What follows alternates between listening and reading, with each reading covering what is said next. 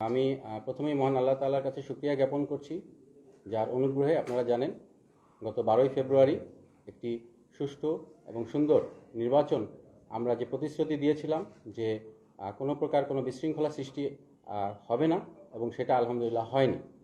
তবে বেশ কিছু জায়গায় হওয়ার সম্ভাবনা ছিল, আমরা সেটা শক্ত হাতে প্রতিহত করেছি। এবং আমি আপনাদের প্রতিও অনেক কৃতজ্ঞ।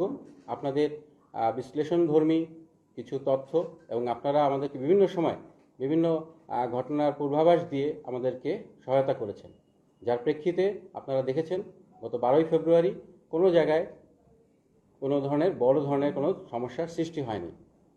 এবং আপনারা এটুকুও জানেন যে মোল্লাকান্দির মাখাঠি কেন্দ্রে একটা ককটেল বিস্ফোরণের ঘটনা ঘটে, যেটা কেন্দ্রের বাইরে ঘটেছিল। অর্থাৎ কেন্দ্রে তেমন কোনো বিশৃঙ্খলার সৃষ্টি হয় নাই, বাট আমরা তড়িৎ সেটার অ্যাকশন নেই, যার প্রেক্ষিতে আমরা 5 জনকে ধরতে সক্ষম হই।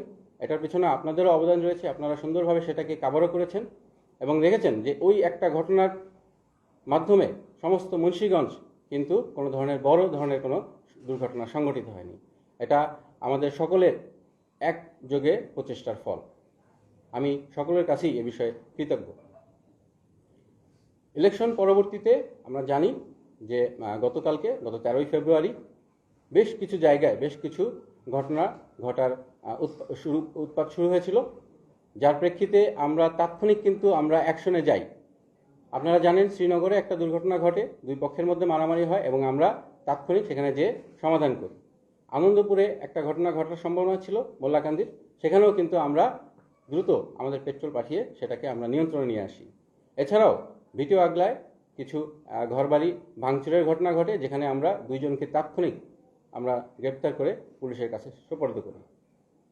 ইদানিং আরেকটি ঘটনা যেটা আমাদেরকে আসলে খুবই ব্যথিত করেছে, যেটা হচ্ছে আপনার চর আবদুল্লাপুর সদরের মধ্যে পড়েছে। এই চর আবদুল্লাপুরে একটি দুর্ঘটনা ঘটে, যেখানে আমরা দেখি ডাক্তার